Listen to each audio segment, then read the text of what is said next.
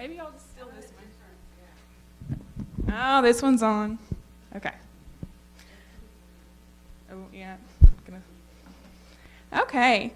So our first question today is, how did you form your opinion on the need for a covenant? I'm not going to go first. I'm going to go last. So if Hobart, you want to start? Sure, I'll go. There's a microphone if you'd like it. All right. So a year ago, McKenna did a homily on the covenant of right relations. And I remember sitting through that and thinking, oh, what do we need a covenant of right relations for? Because the principles are, number one, the inherent worth and dignity of every person, check. Justice, equity, and compassion in human relations, check. Acceptance of one another and encouragement to spiritual growth in our congregations, another check. A free and responsible search for truth and meaning, the right of conscience and the use of democratic process with our congregations and society at large, check. The goal of world community with peace, liberty, and justice for all, check. And then respect for the interdependent web of all existence of which we are a part. So it seemed like to me that, we all live by the principles of UU. So, what would we need this for? But then during the year of last year, it seems like there just arose so many different conflicts within the fellowship. And from my point of view, it just seemed like it was just misunderstandings or misinterpretations of what other people said or their actions. And I think naturally as humans, sometimes when somebody says something to us that kind of offends us or hurts our feelings, our first response is to say, oh, you come back with a response that may be just slightly a little bit more hurtful, and then they come back with something just slightly a little bit more hurtful, and so you start that spiral downward. So anyway, I think it was in August, the board felt like we needed to do something, some sort of intervention, because it seemed like it was getting out of hand. So we brought in a mediator, and she met with the board, and so she suggested, well, maybe a covenant of right relations might be a good thing for this fellowship. And the thing that she said that made me rethink my thinking about it was, she said, think of the principles as the destination and the covenant of right relations as a map to assist you to get to that destination. The light bulb went on. Yeah, that sounds plausible. That sounds like it's something that maybe we need. So then for me, I joined the committee, and because I felt like I was on board with it, and I felt like I was the type of personality that I get things done, and I felt like I was pretty congenial, so it might be a good fit. So that's why I joined the committee. Awesome, thank you. Cara? So I think mostly what I was going to say is what Hobart said, but let me see if I can find anything in my notes that's different. Because I initially didn't see the need for a covenant, and I thought the principles were covered they covered everything. And I think one thing that somebody mentioned was the fact that in the beginning of our hymnal, there's the principles are listed there, and it says specifically, we covenant to affirm and promote the principles. So to me, I thought that was the covenant that we needed. But I also wasn't against a covenant if others wanted it, so I was happy to let other people work on it. But then, as I heard rumors of some interpersonal conflicts I became concerned, especially, my understanding is that a UUA regional consultant was invited by the board and that they specifically recommended the covenant process as a step in handling interpersonal conflicts. And so at that point, I kind of decided the only way to understand what was going on was to participate in the meetings. And as I started participating, I understood more clearly. I liked the map, the destination and the map thing. Also, it was described to me as that it was more like a behavioral operationalization. I mean, that sounds kind of technical, but of the principles. So kind of how do you put it into behaviors? And also the fact that it's specific to the needs of each UU. So, you know, we covenant to affirm the principles, which are universal among all UUs, but then each UU has its own kind of culture and its own kind of, you know, the behaviors we want to encourage. So what behaviors do we especially want to encourage in our UU, Fellowship of Madison County? And that sounded like something I wanted to be involved in. And I was also particularly inspired to join by the covenant that I read from UU Lexington, which has a specific section in it called personal responsibility. And it spoke to me in terms of looking at emotions. Since I'm a psychiatrist, that seemed important to me, and I was wanting to make sure that that got into our covenant, so that made me want to join the committee. So I made some notes so I wouldn't go on too long. So when I first came here was about 10 years ago, and the first time I really noticed somebody talking about covenant was Esther Hurlburt was giving a homily. I can't remember what it was about, but she mentioned this idea of covenant groups, and I corresponded with her afterwards and found out what that was. And a group of us created a covenant group, and we met once a month, and it was kind of like Adult RE, only it was a specific group of people that had made that promise to each other that they would do that. And we did that for about a year, and different people were part of it. Some people still here, some not. Mostly we met at Karen Jansen's house. When I first came here, I think maybe our UU was, I don't know, because I wasn't here before we were here at this building, but it almost seemed like to me the UU was transitioning from, possibly, I'm guessing, from operating like a smaller group to operating maybe like a bigger group. And I found there was a real anti-democratic process bias in the group, and I tried to interest people in doing things using democratic process. But I felt very frustrated by that because a lot of things were done just by kind of a tribal who's in charge, and it led to a lot of struggle between people. You know, we weren't deciding a lot of things together, we were deciding them as a struggle between unique people with their own opinions, which of course they thought were good. We all do.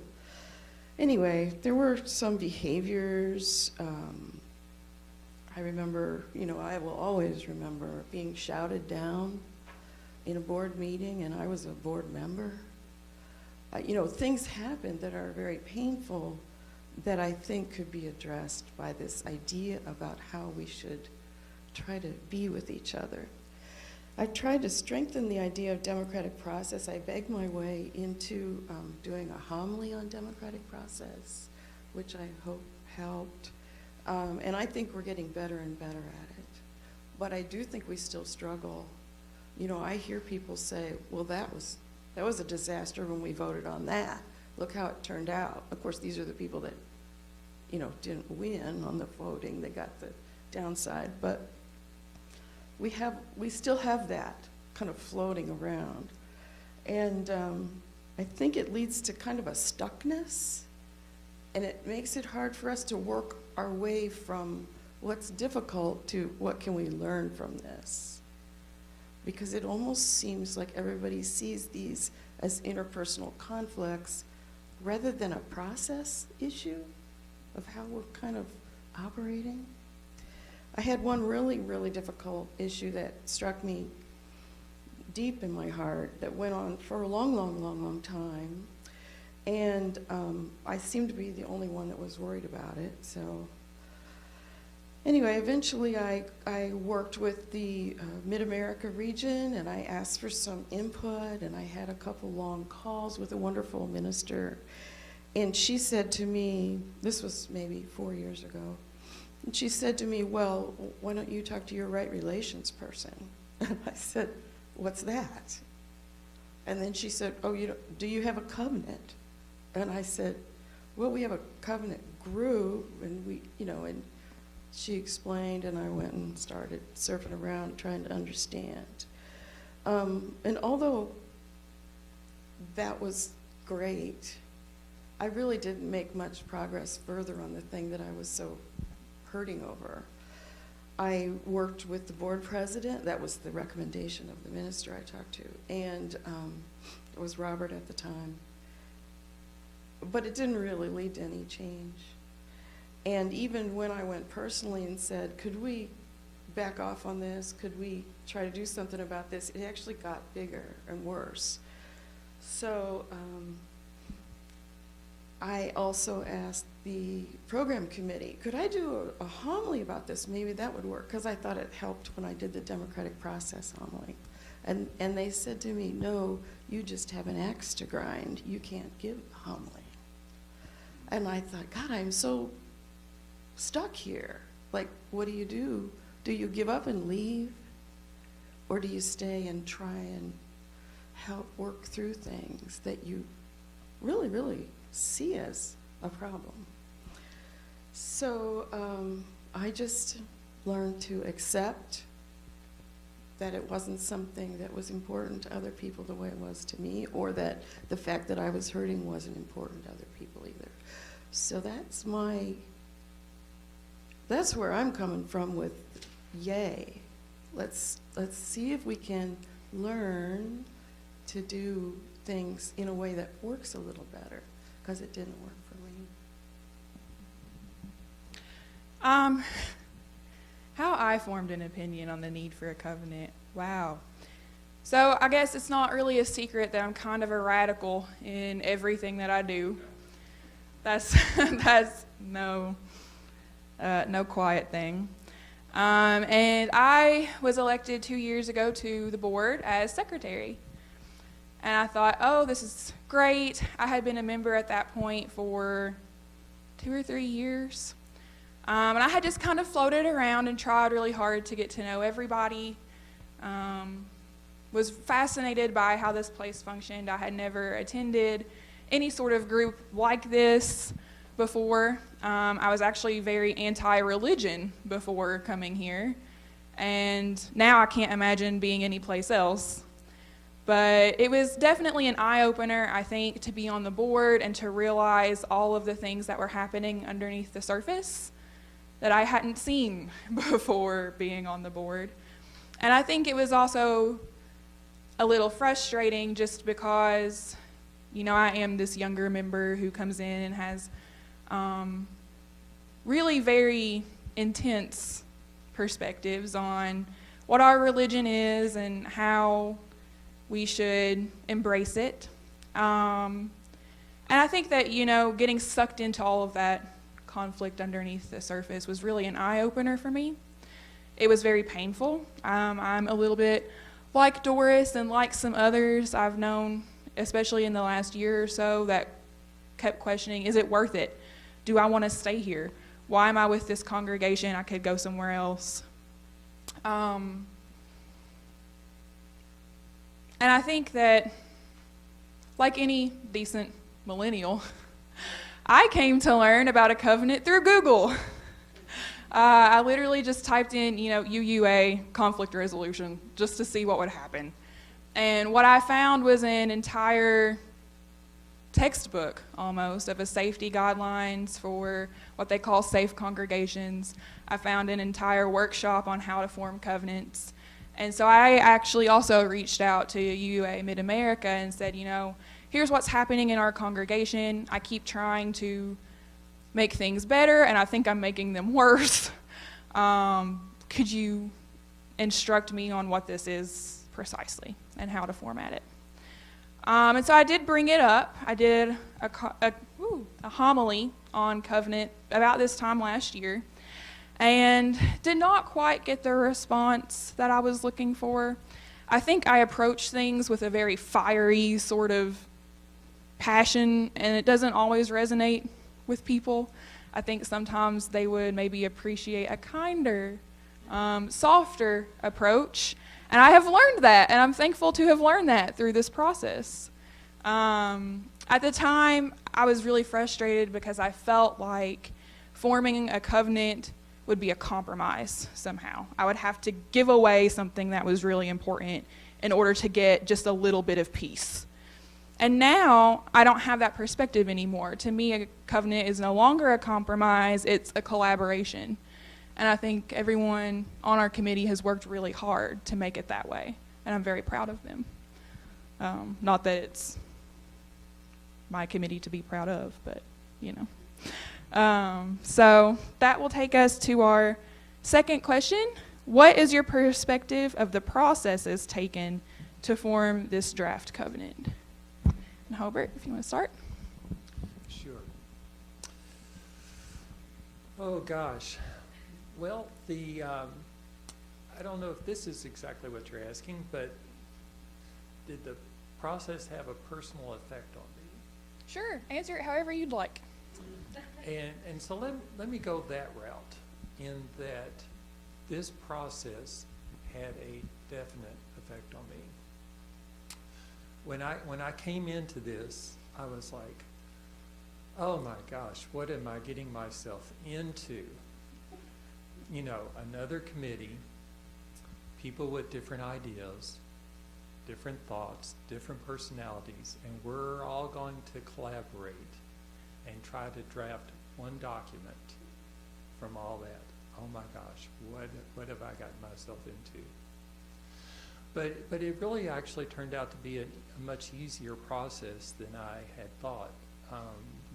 Originally, we went to different, through Google and the UUA, we were able to look at other covenants from other fellowships. And so that gave us an idea of, you know, the goal that we were trying to achieve. And so after reviewing several covenants, we were able to each form our own covenant, and we brought it in. And then, so now it's just a matter of putting our covenants together, melding them into one. And when we got to looking at our covenants, we basically were saying the exact same things, worded differently, maybe a few different ideals that each of us hadn't thought of, but we were all on the same page, essentially. And but for me, the moment of enlightenment, I guess you would have to say, is McKenna at one of the meetings said, "This covenant of right relations is not a document to control other people. It's a document for each of us to live by individually and check our own behavior." And for me, the light bulb went on. Because the fact is, I can't control anybody else's behavior, but I can control my behavior. And so this covenant, when you read through it, if you will take it personally and think of it individually, it really can be very meaningful and powerful.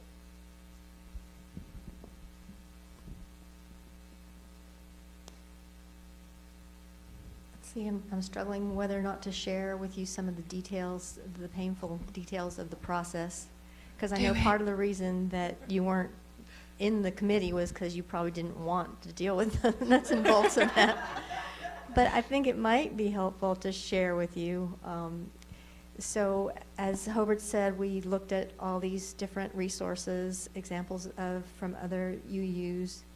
And I think also we each had some personal ideas we wanted to have included in also. And as he said, we brought all of our own personal covenants together into essentially one long list of bullet points. I can't remember how many points there were. 92. Nine pages. Okay. So, and then what we did was we met and we grouped those bullet points into general categories of preamble, diversity, democracy, commitment, cherish and communication, and housekeeping. And then we asked each person to go back and choose 2 or 3 bullet points from that fit those categories to make one whole covenant that was like 1 page. That's what our goal was. So we did that, and then one more time we kind of put them together and had a wordsmithing session where we decided what format to use. We deduplicated things, we reworded the bulletin points, and we also agreed to add 1 additional category titled personal responsibility. Then we had a second wordsmithing session where we kind of refined the flow and added a few last-minute bullet points. And now we're bringing the draft to you for input, so you have that. And I'm hoping, if you guys all agree, that we could read it to you as kind of like a reading, so you can just kind of hear the flow and hear us say it, even though I know you're capable of reading it yourselves. And my perspective on the process, well, and depending on your feedback, we'll figure out what the next step is, because we don't know what the next step is in the process. But my perspective on the process, aside from describing what it actually was, is that I think it's been a good process, not without conflict, but nothing we couldn't work through. And in some cases, we worked through it with the draft of the covenant to support us. I mean, to think through what was going on. And I kind of feel like the process may actually be more important than the product in some ways. I mean, initially, I was sad that when I joined, there were only a few people involved, these members, and then just a few more. But I can see, again, how the nuts and bolts might not be interesting to everybody. So I figured we could get the draft out and then maybe generate more interest, and that's what I hope we're doing today. And again, I don't know where the process goes from here, but that depends on you. I think the process has been great, very collaborative. I think it's, I don't know, am I forgetting? But it seems to me almost the most collaborative, really well-functioning group that works together and works through hard, like, but I really want this piece. Well, I don't know, what is it? You know, and actually coming, you know, from 94 points down to just, and they were long written points, you know, down to this. That takes a lot of not just collaboration, but compromise and trying to find the central thought between everybody's impulse, which is it was a wonderful process. And I think I would like to acknowledge Stella and Cindy, who were involved in the committee early on. Anne was involved. John and Mary Ellen have been involved all the way up to now. And of course, anybody's welcome.